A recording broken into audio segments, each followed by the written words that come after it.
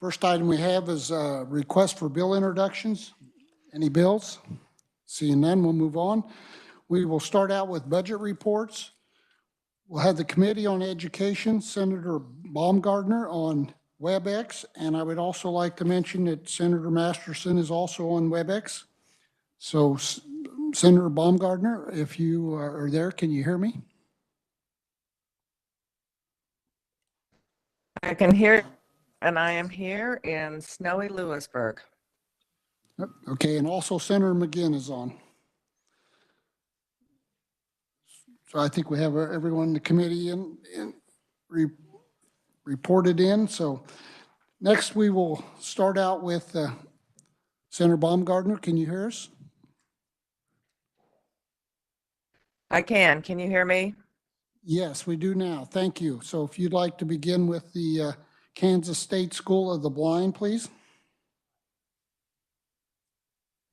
I'm happy to. So we did have the hearing on the Kansas State School for the Blind, and we did concur with the governor on the 2024 recommendation.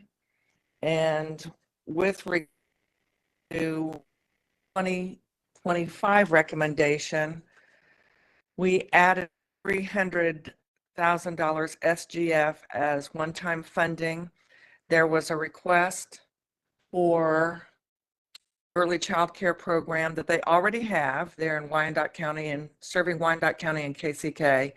And it's an early childhood program for those that are blind or visually impaired, ages 3 through 5. And the request was to expand that to a reverse inclusive of preschool children that have no vision impairments. And so we did add that ask of the 300,000 SGF as a one-time funding for the startup costs. We also included language that the agency would submit a status report prior to January 31st of 2025, detailing the early childhood program and their ability to transition the program to self-sufficient funding, which was a part of their testimony. So that would, once it's implemented, it would be implemented for what we would consider the fall semester. They would have the information that they could then give the legislative group an update detailing how that program was working. And I'm happy to stand for any questions with regard to this budget. Thank you, Senator. Are there any questions? Senator Petty. Thank you, Mr. Chairman. Senator Baumgardner, we didn't, and I do sit on education, but on concerning the School for the Blind, we didn't actually have, or did we, or maybe I don't remember, have in their testimony about a timeline for the expansion, potential expansion of their preschool at the School for the Blind. Senator Baumgardner.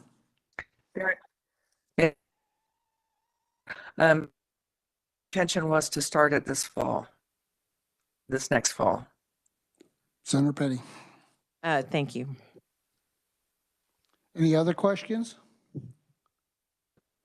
Seeing none, Senator, if you'd like to make a motion to approve the 24-25, Senator Baumgardner. Thank you, Mr. Chair. I move that the body approve the recommendation from the Senate Committee on Education for the Kansas School for the Blind.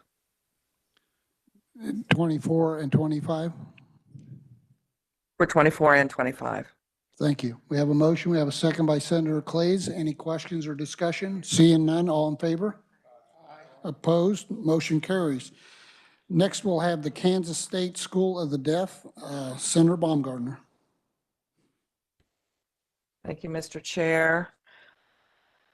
The hearing on this Kansas State School for the Deaf budget. We reviewed their requests as well as the governor's recommendation. She did not recommend funding the enhancement request for the IT consultant position. We were comfortable with that because She did fund a shared position for the School for the Blind, would be sharing that IT position for both schools. So the committee did concur with the governor's recommendation for capital improvements and all of her recommendations for 2024 and 2025 with no amendments. Any questions on 24? Seeing none, please proceed with 25. Same thing for 2025. We did concur with the governor's recommendations. Okay. Any questions on 24 or 25? Seeing none, Senator, if you'd like to make a motion. Yes, I move that you approve the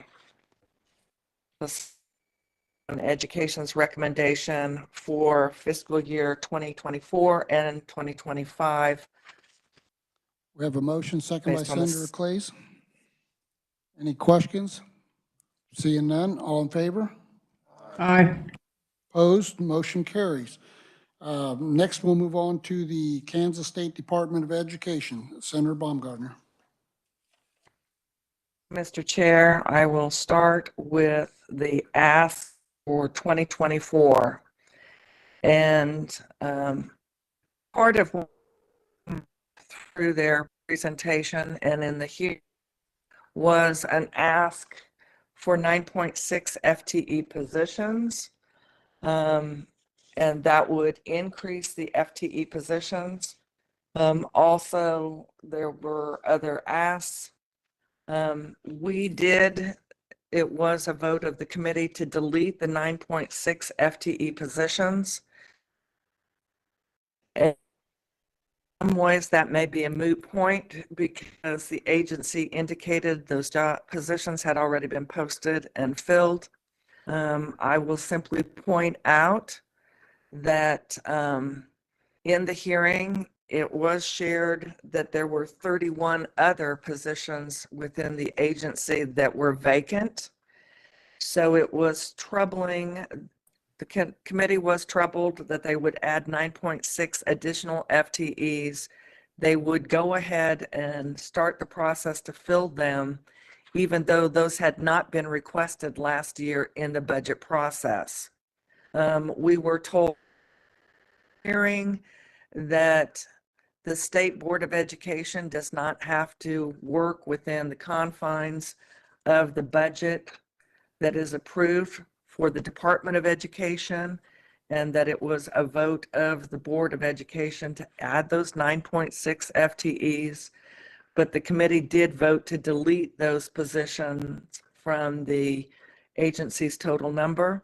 We did also add language directing the agency that as they are entering in contracts with any mental health, it should say mental health, but I think it says mentor in the report, for any mental health providers for the MHIT program, pilot program, that they cannot limit CMHCs can participate in that program. So they cannot devise an application in the grant process that would only allow CMHCs to be eligible. So those are the recommendations of the Senate committee for the 2024 budget. Moving on to the 2025 budget, the committee did concur with the governor's recommendations with the following adjustments. We did pull 119.8 million, which includes 213 million SGF to remove all the enhancement requests on the K-12 education budget recommended by the governor, with the exception of the consensus estimates and incentives for specialty care. Those include special education services state aid, the MHIT pilot program, professional development state aid, mentor teacher program, state foundation aid, the parallel test virtual state assessments, the child care accelerator grant, and the public-private partnerships. So those were what were pulled out. We did continue the deletion of 6 FTE positions to return the agency back to the total FTE amount of 258.3 FTE. We continued the language with regard to the MHIT pilot program that all potential mental health care providers would be eligible to apply and be contracted. We added language requiring that all of the professional development state aid be used by school districts for in-service training on literacy and science of reading for FTE or for FY 2025. I am ready to stand for questions on both the budget for 2024 and 2025 for the Department of Education. Thank you, Senator. Before we start with questions, I just want everyone to know that all these will be looked at when we do our deliberation with the committee. So we're just going to stick to questions today and not deliberate this part of it. So questions for Senator Baumgartner. Senator Clays. Thank you, Mr. Chairman. Senator Baumgartner, can you walk through the committee's discussion over item number 1, so we have the rationale for why that change was made? Yes, Item number I'm 1, thinking, are you on 2025? So deleting that. And so basically, a major chunk of that is the special education aid. The recommendation from the governor, though she does have a 5-year plan for infusing more funding and additional, in this particular recommendation, it was an additional 86.7 million SGF to increase special education services. Part of our discussion was in the context, putting more money at this to the special education formula simply cause us to continue to elevate the funding percentage for school districts that are exceeding 100% in funding. And those that are lower in percentage of funding, I'll use Olathe as an example because they're at about 63% of actual expenses. And because of the way in which the funding formula is currently just for SPED, to add more money will continue that imbalance of districts receiving in excess of 100% and receiving well below the 92% state average. I know that there's been a lot of conversation. I know that legislators have heard from their school districts raise funding for special education up to the 92%. What they don't recognize is the 90% is a state average. So simply adding more money to the formula will not change the distribution process.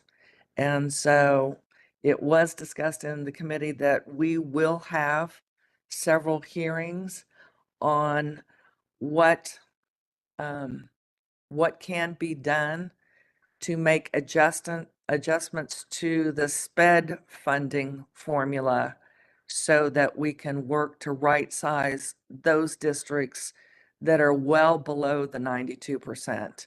We just so you're aware, there are some school districts that have received more than 1,000% of what were their actual expenditures. And there also is a disparity in funding. Special ed is delivered in 3 different ways to the school district. Either the school gets all of its special education services, or they're a member of a co-op, or they're a member of the interlocal. And funds are dispersed differently depending on which delivery process the district uses. We have not been able to get the information requested from the Department of Education that can explain why co-op members receive more than a district that individually provides the services. So I do know that there is also a bill that has had a hearing on the House side. It was not introduced on the Senate side to address special education services. So even though this has been pulled, funding will be added at another time, specifically for special education and perhaps for the MHIT program and some of these other areas. But quite frankly, the information requested from the Department of Education had not been provided yet. Senator Clays. Thank you, Senator Baumgardner. Just to put a finer point on it, and you did say this, and I just want to reiterate it for the committee, that should we proceed with the Committee on Education's recommendations, that at a later date, we can expect to see the funding exist and the formula corrected to address everyone's concerns. We would not just simply be setting this aside for the session. We would be seeing this again at a later date. That is Baumgartner. correct. I'm sorry. Thank you, Mr. Sure. Correct. Now, I can't speak that every single item on the list will be funded, as is the governor's recommendation, but there certainly will be recommendations that come forward. So to say that we're just going to wipe out that public schools, that would be incorrect. Thank you. Thank you, Mr. Chairman. Senator Alley. Thank you, Mr. Chairman. Chairman Baumgartner, the little confusion on the FTEs, and my understanding you're deleting 9.6 FTEs, bringing the total FTE number down to the number I have here on 25 is 258.3. But did I hear you say that of that 258.3, there are 31 vacancies? Senator Baumgartner. Told, thank you, Mr. Chair. We were told by the agency that those are ongoing posts, and it is just like we have heard in other committees. There are vacancies right now, and that is like shifting sand. It changes as each month passes. So you might fill a couple FTEs, but then you might have other FTEs that are vacated from retirement or taking a job elsewhere. But yes, we were told that there were the 31 vacant positions. Senator Alley. So thank you. My math, if it's correct, is the total actuals are 227.3. So I appreciate that information. Thank you. Senator Petty. Thank you, Mr. Chairman, and I appreciate the Chairman of Education saying that that the Education Committee will be looking into special ed funding. I do want to reiterate that school districts do make choices as to how they, whether they have their own special ed program or whether they work through, as the chairman mentioned, a co-op. So those are decisions are made by locally elected school boards. I would ask that we, as the Ways and Means Committee, since this is such a vital issue, special ed funding, and as the chairman said, there, every district doesn't receive the same amount, since parents have a choice as to where they live and where their children go to school, and if child has a special needs, those have. Every school district is required by law to provide those services at whatever level.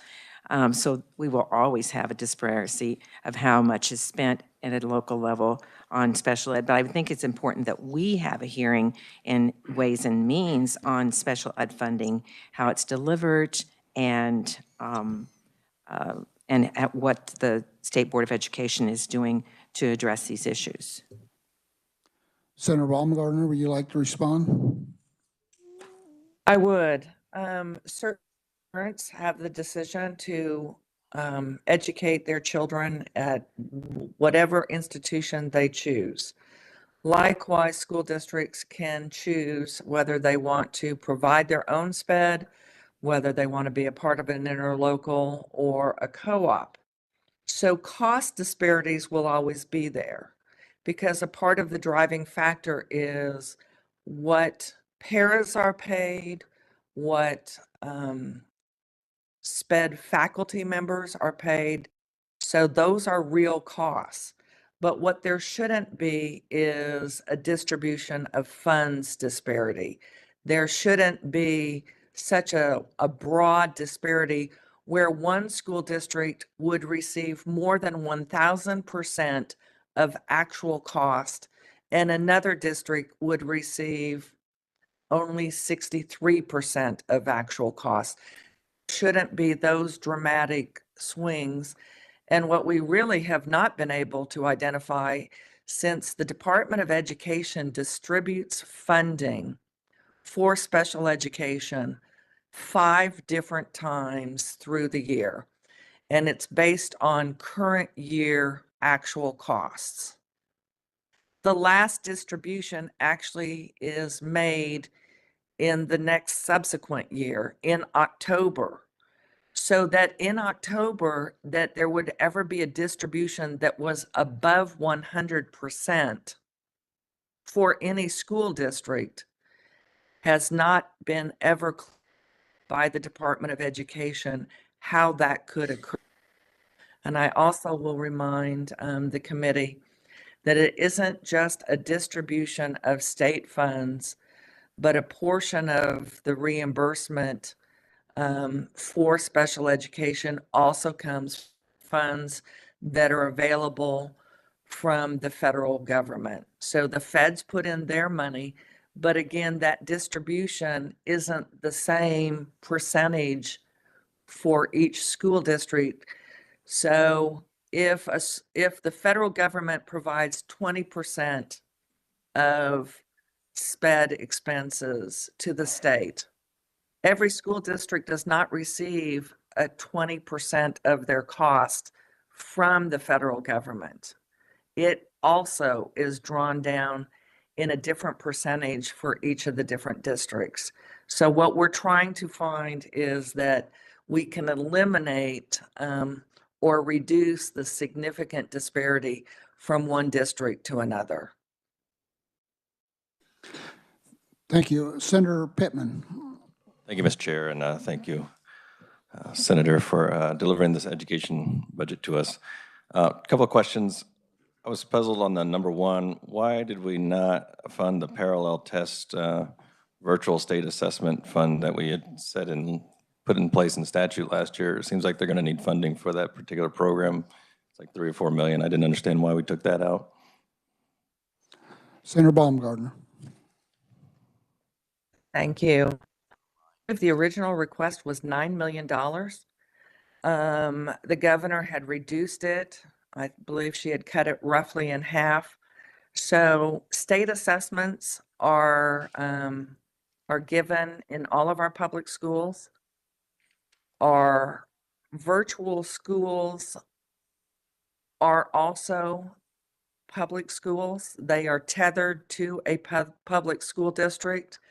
The ask was to create a completely different but parallel test, even though our public school districts are administering the state assessments online. The virtual students would also take the test online, and it was deemed excessive to develop a completely new assessment for all of the grades and all of the different subject areas, simply because we were having the individual take the assessment where they normally take any other rather than going to hotel rooms. So what was originally presented as a cost savings so that individuals wouldn't have to travel, spend the night in hotels. We weren't having to reserve hotel rooms for assessments to be administered. They would simply be delivered online like all of the other assessments. Mr. Chair, I'm sorry. Senator Pittman. Would be interesting to get a little bit more information on that, why the request was in there in the first place. If that's the way the committee perceived it, it would be good to get a little more information on that. On the, I also had a question on the, I think it's the Children's Cabinet Public-Private Partnership. I'm not as familiar, I'm not on this subcommittee, so I don't know as much, but my understanding was that we were going to put money in to attract private money, so there was a match program with there, and it looks like we decided not to fund that as well in this particular recommendation. Can you explain why we didn't go there? Senator Baumgartner. Thank you, Chair. I will simply share with the committee that we were working through the recommendations. We had actually had several motions. And there was a new motion that came up. So we were working through the different items of the governor's recommendation. We were working through those as a committee, and then a motion came up to strike the items that were on the list. And so there was some limited discussion. There was no additional discussion. There was a vote, and that is what passed out. I mean, I asked for a show of hands, and we had a majority of the committee that made that choice. So was there specific discussion about eliminating Children's Cabinet Public-Private Partnership for $5 million? There was very limited discussion why it should be cut. There were appeals to have it not cut. And that was the vote of the majority of the committee. Senator Pittman.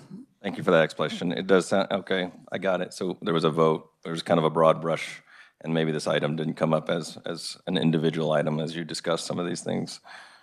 And it looks like that might have happened with the child care accelerator. Both these seem to be child care specific. We do have a crisis, as we've talked about on the floor, and we've had different ideas about how to help solve that.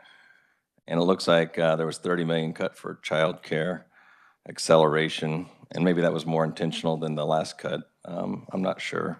But I do want to, Mr. Chair, hopefully we can revisit those two particular ones, especially around the child care as a recommendation as we look at this. I know we're not deliberating the actual budget today.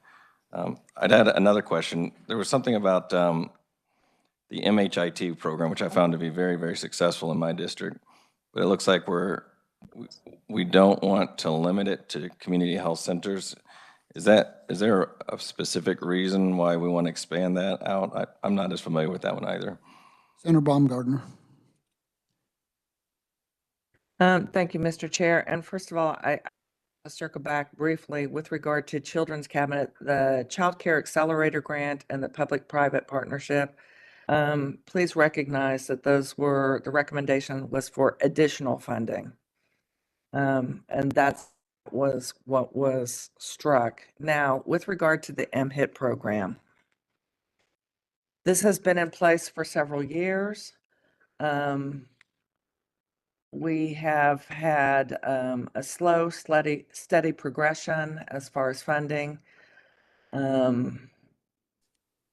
where we have also had a slow progression of adding school districts to participate.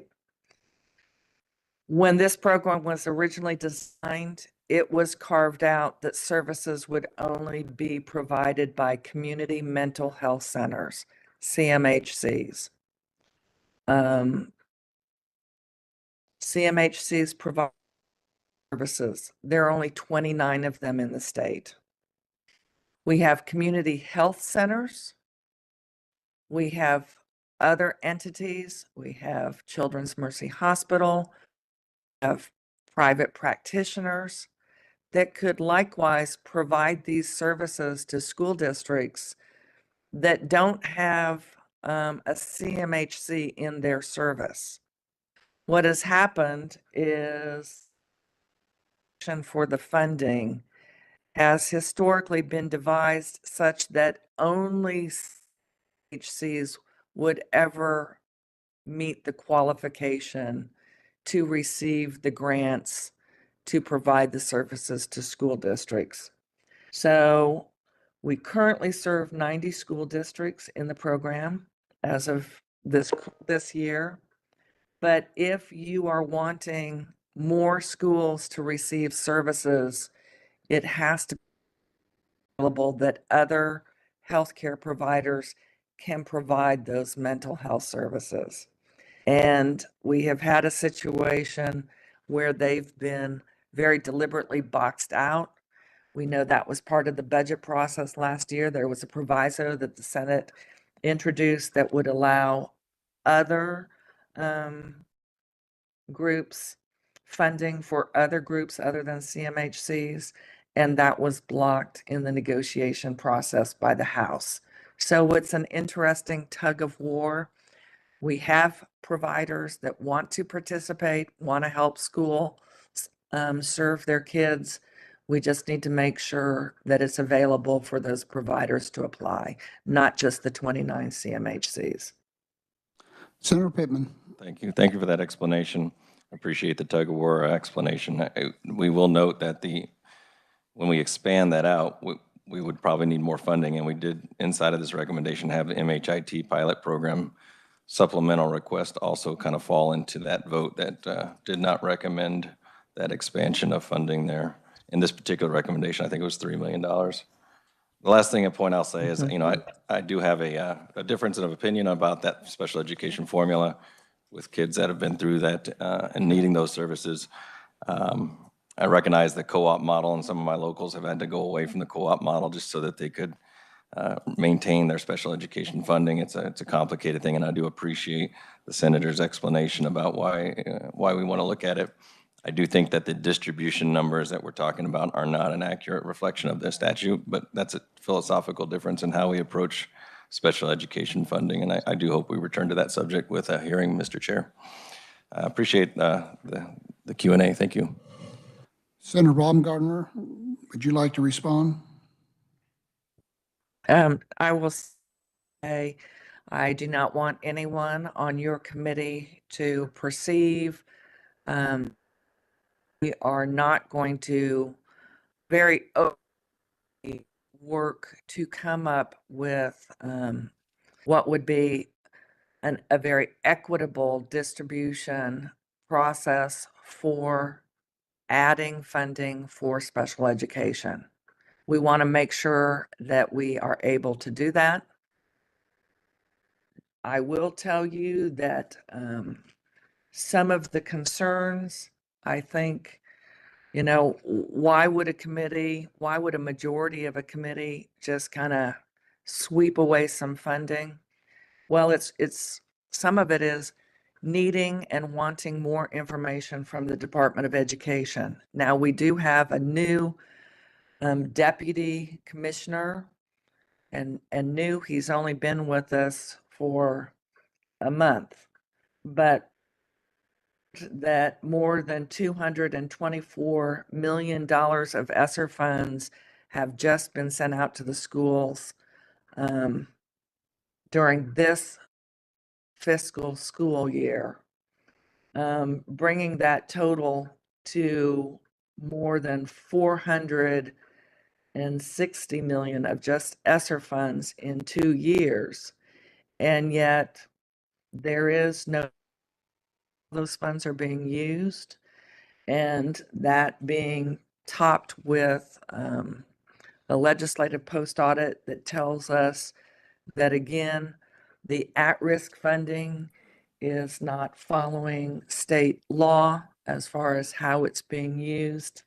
There is concern that there's a lot of money going to our schools that really isn't necessarily going toward meeting some needs. So will we continue in my committee to circle back around on that, yes, we will. We have a question from Senator McGinn on WebEx. Senator, can you hear us? Yes, I can. Can you hear me all right? Yes. Good. So just kind of a comment and then a point of order. I appreciate the comments from Senator Baumgartner, and I hope that ideas and policies are being drafted like next week. And then after turnaround, I would hope that the committee could start working on that. What I'd hate to see is that, you know, we're having to make a decision on this 2 o'clock in the morning, last day of regular session. The other concern I have is you can never guarantee that there'll be an omnibus bill. And so I appreciate her comments, but I do hope that this is something that she'll put in the front of her her turnaround things to do. And then I have a question. The revisor stepped out. I was just curious, no offense to Senator Baumgartner, but I noticed she made the motion on a couple of agencies we had. Senator? Yes. We realize that. We're going to make a different motion here. Okay. when I we're didn't know done if with she had been questions. assigned. I didn't know if she had been assigned to the committee. So that's, Right. I'm counting everybody in the room and I didn't know. Okay. Thank you. We did figure it out, but thank you for right. pointing it out in case we didn't. Okay. That's all I have. Thank you, Mr. Chairman. Okay, thank you. Committee, we do have to have another motion on these because Senator Baumgart is not part of the committee. She's just reporting out, so I recognize Senator Clays. Thank you, Mr. Chairman. I move the committee accept the Committee on Education recommendations for the Kansas State School of the Deaf for 24 and 25 and the Kansas State School of the Blind for 24 and 25. I have a motion, second by Senator Fagg. Any questions? All in favor? Aye. Opposed, motion carries. Other questions for Senator Baumgartner, Senator Petty?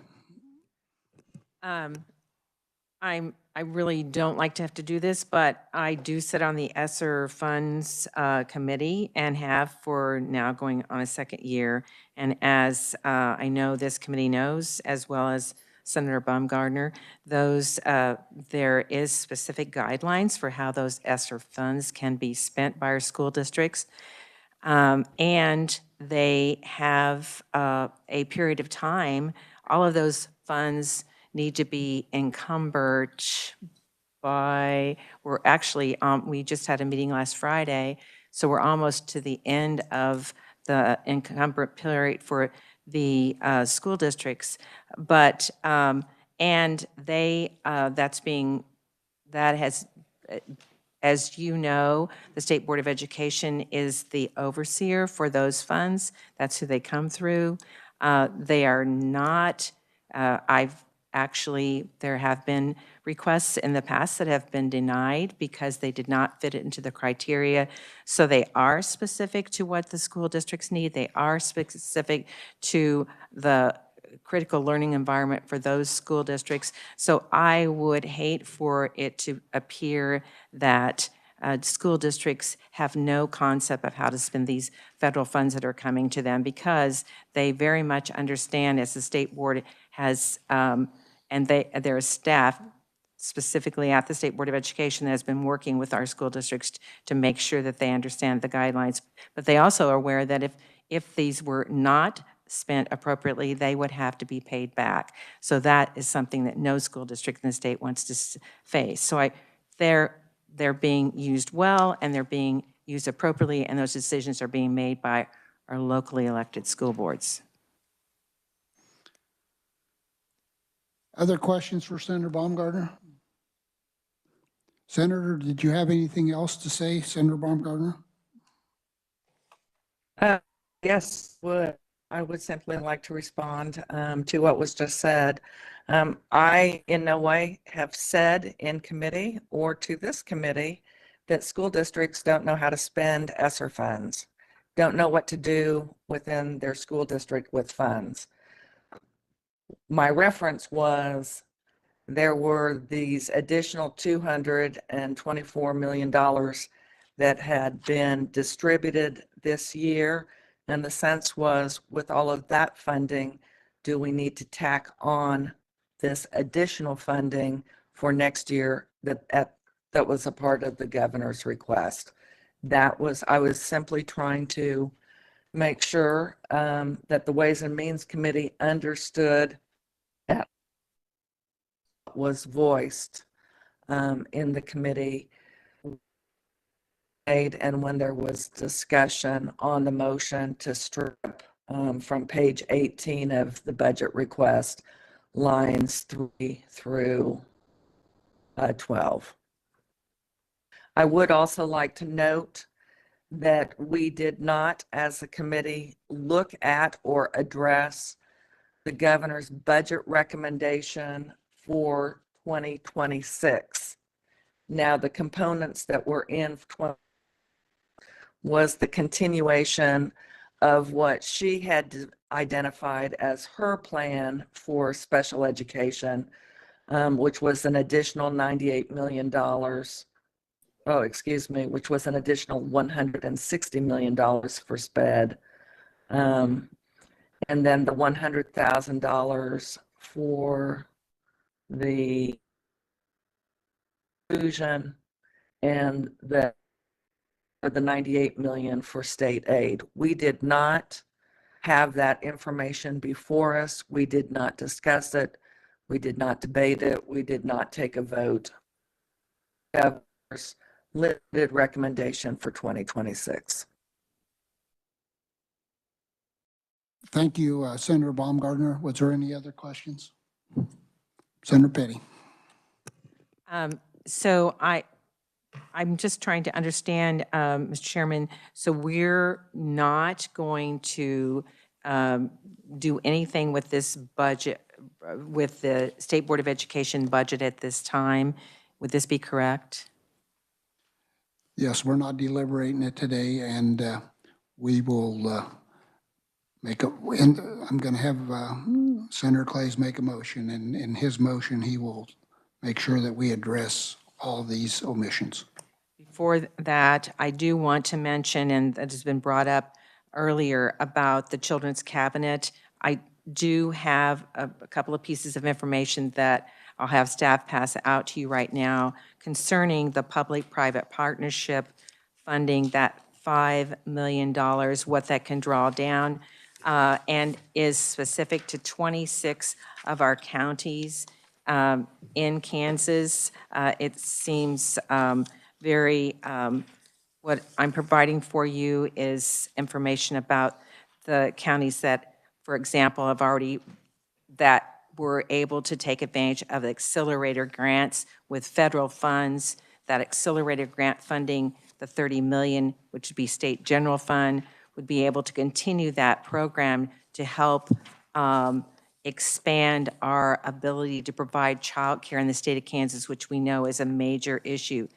Melissa Brooker is here. She's the executive director of the Children's Cabinet, and they have done an outstanding job of helping to keep our child care providers, our home child care providers, because 71% of the child care in our state is provided by home daycare providers, of keeping them in operation and providing those services, and at the same time, as you can look at this information, been able to expand. So these are critical programs to help us address child care, and that would be with the public-private partnership for those 26 counties, which would help to bring down $15 million with our $5 million investment and more potentially, and then the $30 million, which would help our expansion of child care opportunities in the state of Kansas. So these are critical dollars. I hope we will definitely look at these seriously. Thank you. Any other questions? Senator Clays. Thank you, Mr. Chairman. I move the Senate Committee on Education recommendations for the Kansas Department of Education for 24 and 25, with the exception of deletion of number 1 in 24 and number 2 in 25, and the request that the committee review item 1 of 2025 upon the Senate Committee on Education providing information regarding number 1 after deliberating on the issues surrounding the special education funding formula. We have a motion. Do we have a second? Senator Fag seconds. Questions? Senator Petty. So in that motion, for 25, I didn't hear anything about the incentives for specialty care being included. Did I miss that? Senator Clays. We'll review all of number 1 upon the Committee on Education reporting 1 of 2025 upon the Committee on Education in the Senate providing the information that we require on the special ed funding. Senator Pittman. I like the motion. I don't know is there a timeline to McGinn's point? That's a big ask if they're trying to redefine the whole special education formula, and it might be a while before they get to that. Senator Clays. Thank you, Mr. Chairman. The end result could be that there is no new formula and we simply revisit it at that time. So it's either yes or no being the answer from the committee is an answer, and it'll be reviewed. Mr. Chairman, I have a question.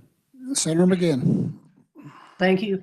I guess my concern with that is, sometimes we say that we'll come back when we package it, but the Education Committee hasn't worked on a formula yet.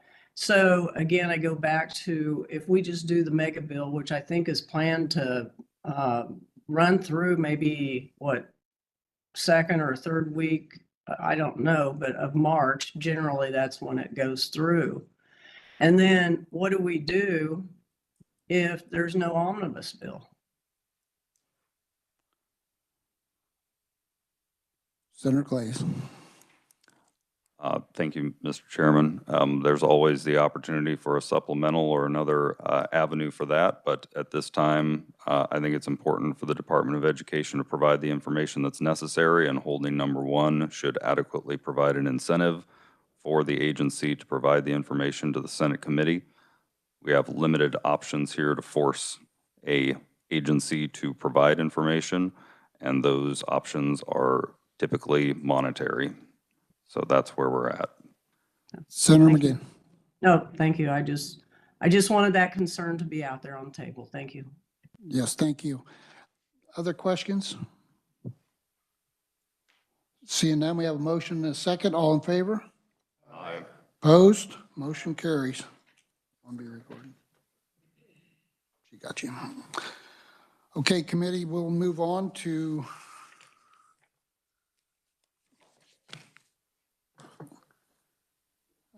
next, we will have the Executive Subcommittee, Senator Alley, on the Office of the Secretary of State. Senator Alley.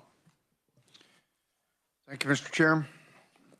The Office of Secretary of State, the agency requests a revised estimate of 7.6 off some special revenue funds and 40.5 FTE positions for 24. This is a all funds decrease of 2.4 million or 23%, and FGF decrease of 4.7% below the 24 approved amount.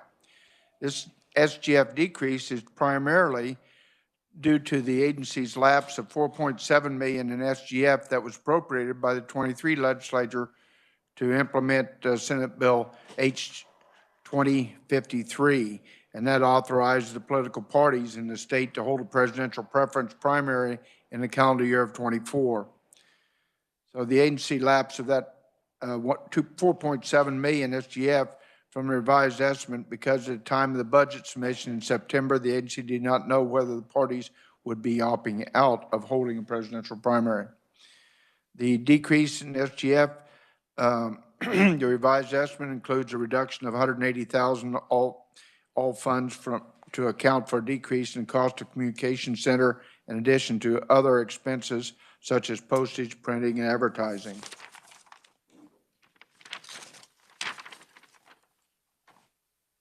The governor recommends 12.3 million, including the 4.7 SGF in expenditure and 40.5 FTE heads in '24. This is an increase of 4.7 or 100% of the agency's revised estimate. The increase is to account for the agency's lapse of 4.7 million SGF that was appropriated by the '23 legislature to implement H 2053, which is a presidential primary. The subcommittee concurs with the governor's recommendation in '24. I'll move to '25. In '25, the agency requests $7 million, all from special revenue funds, expenditure in 41 FTE positions for '25. And this is a decrease of $633,000, or 8% below the '24 revised estimate. Decrease is primarily offset by the agency's enhancement request of $90,000, all from special revenue funds, and 1 FTE position to hire a data analyst for the election division for 2025. The governor concurs with the agency's revised estimate for '25, and the subcommittee concurs with the agency's, or with the governor's recommendation for '25. I'll stand for questions. Questions? Seeing none, Senator, you may make your motion. Thank you, Mr. Chair. I make a motion that we approve the Office of Secretary of State for '24 and '25 as presented. I have a motion. Do we have a second? Senator Clay seconds. Any questions? Seeing none, all in favor? Aye. Opposed, motion carries. Next, we'll have the Department of Administration. Senator Alley. Thank you, Mr. Chair. Department of Administration for '24. The agency submits a revised estimate of $186.9 million on budget expenditures and 106.2 on budget FTE for '24, including 134 million SGF and 36 from the Expanded Lottery Act Revenue Fund. This represents a decrease of 29 million below the amount approved by the '24 or '23 legislature. This decrease is primarily due to the renovation at the Docking State Building, such that the majority of the $40 million in ARPA funds originally planned for '24 was distributed in '23 instead. Okay.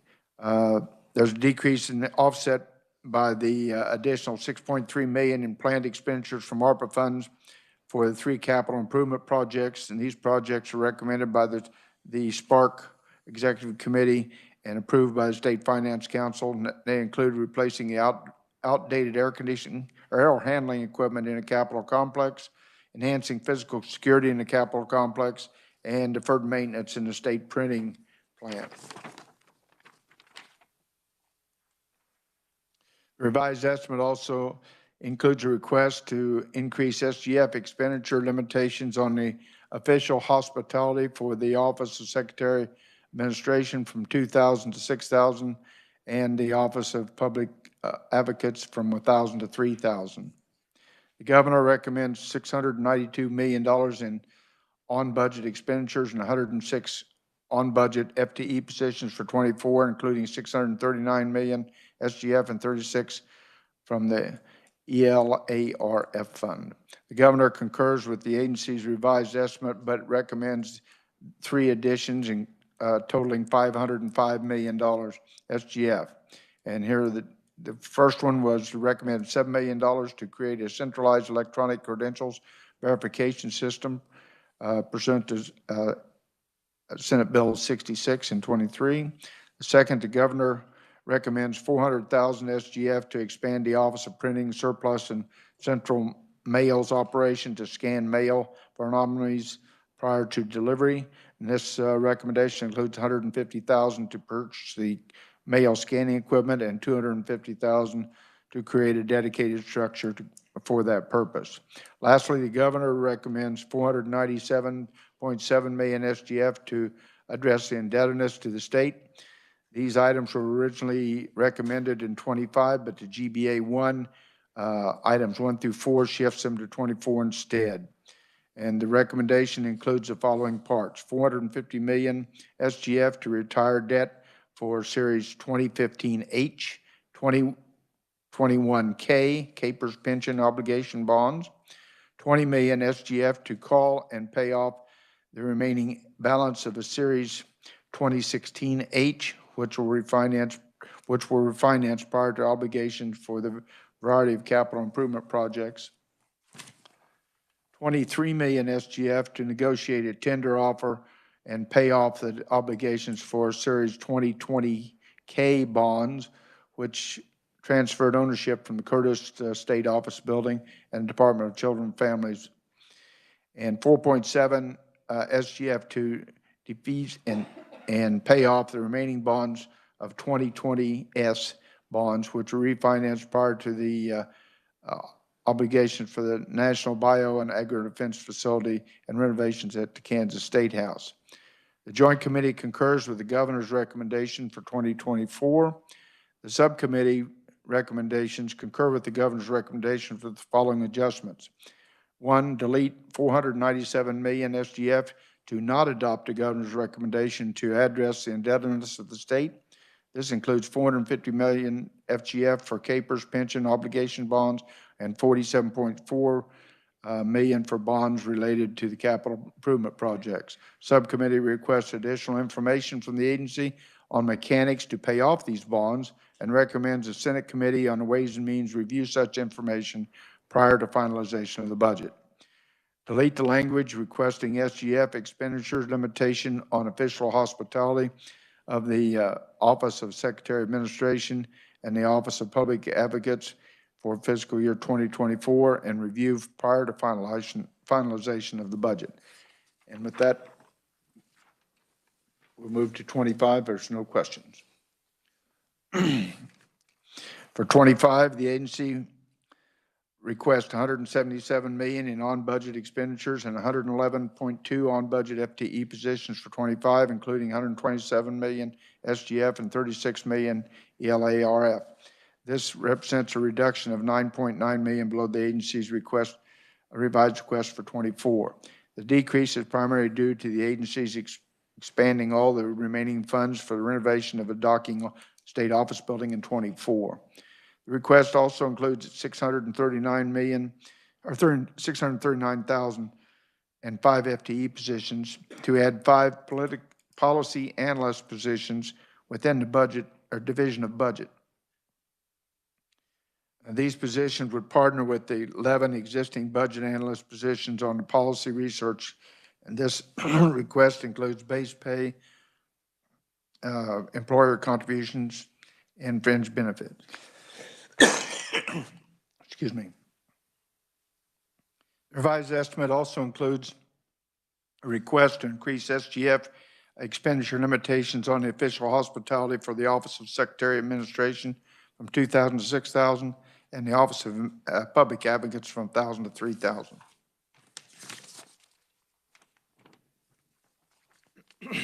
Governor's recommendation. Governor recommends 181 million in on-budget expenditures and 111 on-budget FTE positions for 25, including 127 million SGF and 34 million ELARF. And the governor concurs with the agency's request, but recommends these additions totaling 4.7 million, detailed below. The first, the governor recommends 3.2, including 4.2 SGF and a reduction of 1 million from the ARPA state funds to pay off the remaining principal for the master lease purchase agreement. Second, the governor recommends 1.5 million SGF to maintain the central electronic credential verification system for 2023 SB 66. And lastly, the governor recommends 1.5 million to replace 1.5 million LARF in debt service principal reductions for Series 2004 Capers pension reduction bonds.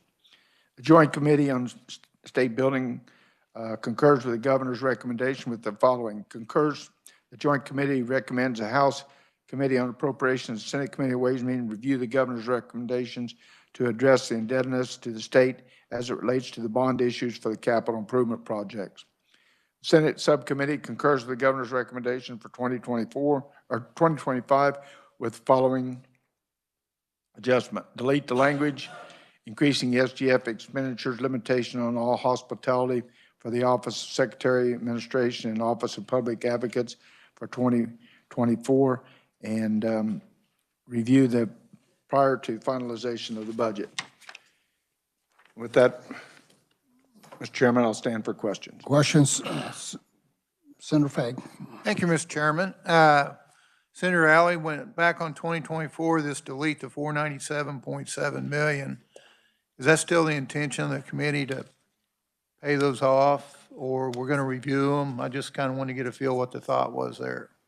Senator Alley. Thank you, Senator Fagg, for that question. Thank you, Chairman. We did receive some additional information that has not been distributed to the committee. The debt service obligations, if we look at the pension bonds from Capers, if we pay these off as per the governor's request, some of them are okay, we won't lose any money. Some of them, we have a call price that says make whole plus 12.5%. Another one was make whole plus 35%. Another one was make whole plus 15%. So I think at this time, we ought to review all that later at a later date. Senator Clays. Thank you, Mr. Chairman. Let's go to 25 and the master lease purchase for the printing equipment. It's my understanding here that we have lease payments that would simply be prepaid. There's not an interest savings. It's just instead of paying it over 3 years, we're Paying it. sticking this year's taxpayers with That's the bill. basically- Okay. Thank you, Mr. Chairman.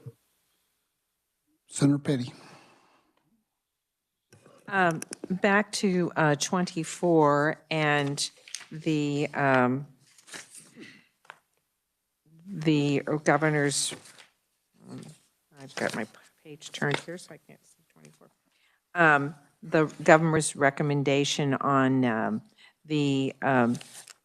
reducing our indebtedness. I know we've had a lot of conversation about Capers, and I heard your explanation, but I didn't quite understand when it comes to that $450 million to retire the debt across the Series 2015H and the 2021K Capers pension obligation bonds. What was the thought of the subcommittee on not including that in the budget recommendation? Senator Alley. Thank you, Mr. Chair. I think at the time that we received this request, we did not have any information based on the debt obligation service, whether or not those debts were, could be paid off, number one, could they be called? And then the second one, what it would cost us to pay these debts off early. And so I think and we still don't have all the information. I just received this yesterday, have not studied it, but based on what we see here, I think a little more information is necessary and not do it at this time, was the recommendation. Senator Petty.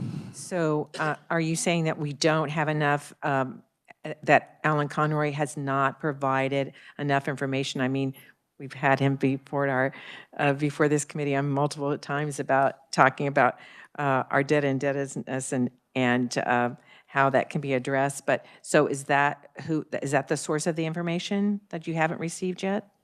Senator Alley. Mr. Chairman, I'd like to yield to Senator Fagg. Senator Fagg. Thank you, Mr. Chairman. I think we need to keep in mind that the debt that we're talking about is state debt, has nothing to do with Capers. So Alan Conroy wouldn't be part of that conversation. It would be the state that would be providing that information. Senator Petty. Thank you. And so that would be out of profit? Yes. And so that information has or has not been received? Senator Alley. Thank you. I received this document yesterday morning. I have not, it has not been distributed to the rest of the committee at this time. There are debt service obligations, and that was for Capers. There were 24C, which is Capers pension obligation bonds. Again, the call price they show on that is plus 12.5%. On Capers, 2015H. Call price on that was make whole plus 35%. And on 21K, the Capers pension obligation bond was 15%. And to make that decision today, I think we're a little bit premature we need to be studying that before we make that recommendation. Senator Petty. I understand the information you're providing us. However, I do think that last year there was a lot of conversation about reducing our state indebtedness, and this committee made those decisions last year in a variety of areas, and the governor has been very forthright when we have the revenues that we have in our state general funds, that this is the perfect time for us to be reducing our state indebtedness, and how important that is for our Kansas citizens. So I certainly hope that we do come back to this, because I want to see us reduce our state indebtedness. Senator Pittman. Any other questions? I have one. Senator McGinn. Thank you, Mr. Chair. I agree too that we should be paying down debt. And when you say bring it back, will we be bringing it back when we package the bill? Senator Alley. Can we have that conversation then? We were going to consider it again, but I think we requested some additional information. We just received that information today or yesterday afternoon, and that has not been distributed to the balance of the committee, to my knowledge, at this time. I guess my question is, instead of doing it later like we have to do for education, can we have this conversation again when we package this budget? Senator Alley. I think once the committee meets and has a discussion on that, certainly we can take a look at it when we package the budget. Thank you. Other questions? Seeing none, Senator, if you'd like to make your motion. Oh, Senator Clays, excuse me. Thank you, Mr. Chairman. Just real quick, since we're going to make a motion here, I would like to make a motion to remove, if you're looking at page 13 in the big packet, item number 6, this is just spending money for the sake of spending money. Page 13, number 6, it's the master lease printing equipment payoff. That doesn't save anyone anything, and the payments are spread over the next 3 years. So I would strike that item in this motion.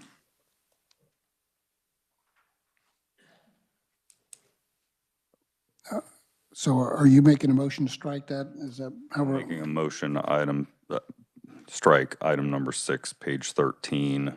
In the governor's recommendations, it is the master lease printing equipment payoff. It's paying off lease payments that would not have any interest savings for taxpayers. Okay, we have a motion. Do we have a second? Senator Alley seconds. Any questions? Senator Pittman, I think I seen him before I did you, Senator. I certainly understand the idea of if it's not saving us money, why spend it now? It does say inside of number 6 at the end, it says the current agreement requires annual debt service payments of $1.1 million through 2028. That would indicate that there is some kind of a debt service. Maybe there, I mean, I don't know the details of that particular lease agreement, but it does say that there, so that does look like a savings. The 1.1 million is over the next 3 years. The payoff amount is 3.2 million. So that those are two amounts that are equal. 1.1 million over 3. It's obviously rounded for the 0.1. The 3.2 upfront would cover the 3 years. So there is no savings. In fact, because of rounding, you could argue that it. So in other words, we're prepaying a $3.2 million debt service without any savings. I guess I see what you're saying. Exactly. Yeah. Correct. So there's Okay. not really a point to doing that. That's the way it's written. I'm fine with that. Senator Petty? Are you good? Okay. Any other questions? Seeing none, all in favor? Aye. Opposed? Motion carries. Senator Alley. Thank you, Mr. Chair. Make a motion that we approve the subcommittee. We approve the subcommittee's recommendation for 24 and 25 with the addition of the motion and the approval that we just did on the master lease printing equipment payoff that will be deducted off of that. We have a motion and a second. Questions? Senator Petty. I thought part of the motion was going to be that we would look at this when we put the budget together. I didn't hear that. Senator Alley. The subcommittee recommendation was to concur with the governor's recommendation for 25 with the following adjustments and delete the increasing the SGF expenditure limitations on official hospitality. That also has to be in there. That was part of the original motion, but we will relook at this at 25, at when we put the whole thing together, the master budget. Okay, so the motion and now the second by Senator Clays. Questions? Seeing none, all in favor? Opposed? Aye. Motion carries. Next, we will have the Committee on Public Health and Welfare, Senator McGinn, Kansas Guardianship Program. Senator McGinn. All right, thank you, Mr. Chair. Be brief, because I really just want to make a few comments about this agency. The agency requests the 1.5, there are 10 positions. It's an increase of $100,000 above the amount approved in 23. And it's because of a supplemental request that they made of leftover funds from 23. Additionally, there's an increase of $5,400 for the shortfall on the legislative pay for 23. The governor concurs with the agency and the committee concurs with the governor's budget. And then on 25, they still need their FTEs, 1.4 million. And that's a decrease of the 90,000 below the estimate. And that decrease is due to the request of the leftover funds from 23 was not budgeted for 25. And the governor concurs and the subcommittee concurs as well. What I wanted to share briefly is that the guardianship program serves adults who are without family or financial resources, and generally they're either physical or mentally impaired or disabled. And they started this back in 1995, kind of took it away from the social services. But it's they have volunteers that basically help these individuals with their finances and, you know, agreements that they need for rent, et cetera. And that because they have no one else. And these volunteers, they get a monthly stipend of $40 just to maybe pay for gas. And some of them don't even take it. So, Mr. Chair, not to belabor this, I think this is important to know. Jean Cron is the executive director, and she's going to be retiring, and 2 of those 10 FTEs, longtime people, are going to be retiring as well. And that was the reason why they wanted that supplemental request in 94, because this year they're going to have to make some big adjustments, and then they did not ask for it the following year. So with that, Mr. Chair, I'll stand for questions. Questions? Seeing none. Senator, if you'd like to make your motion. I make a motion to approve the Kansas Guardianship budget for 24 and 25. We have a motion, second by Senator Clays. Any questions? Seeing none, all in favor? Aye. Opposed, motion carries. Thank you, Senator McGinn. Next, we will have the Kansas Commission on Veterans Affairs Office. The agency submits a revised estimate of $54.6 million, including $15.5 million SGF in expenditures and 376 FTE positions. This is an all-funds increase of $2 million and an SGF increase of $510,264 above 24's approved amount. The increase is due to a variety of supplemental requests as well as the agency's reappropriation of $1.7 million in unspent SIBF money from 23 into 24. The increase is partially offset by a decrease of $239,160 SGF and other adjustments related to contractual services such as utilities provided by the Kansas Veterans Homes and the Kansas Soldiers Homes. The SGF increase is attributed to the following supplemental requests. Revised estimate includes $151,536 SGF for the transition to the Otis Management Office 365 services in 24. Includes $150,000 SGF for the Veterans Claims Assistance Program VCAP grant in 2024.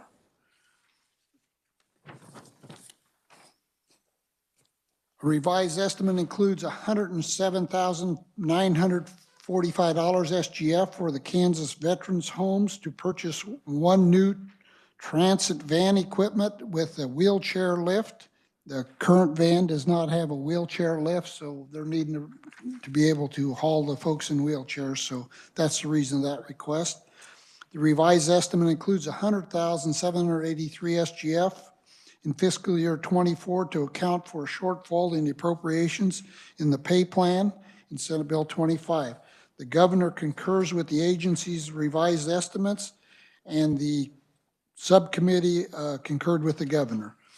25, the agency requests $36.9 million, including $14.8 million SGF in expenditures and 376 FTE positions. This is an all-funds decrease of $17.6 million below the fiscal 24 estimate.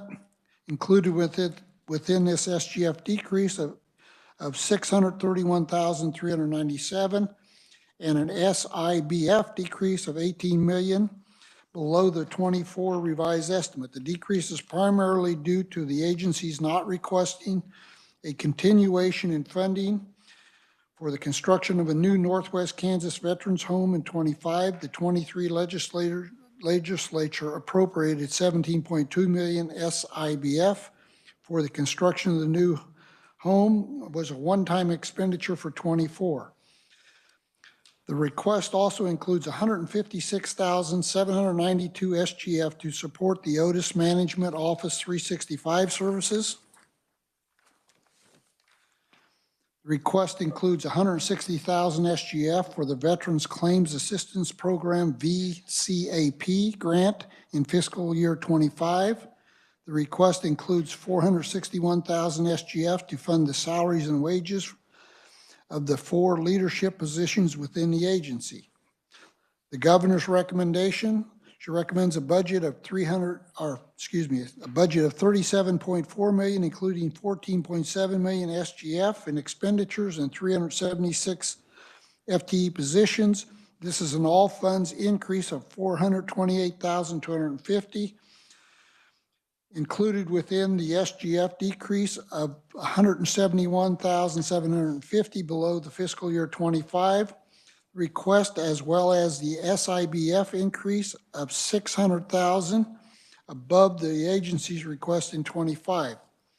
The SGF decrease is due to the governor recommending partial adoption of the agency's enhancement request to fund 4 leadership positions.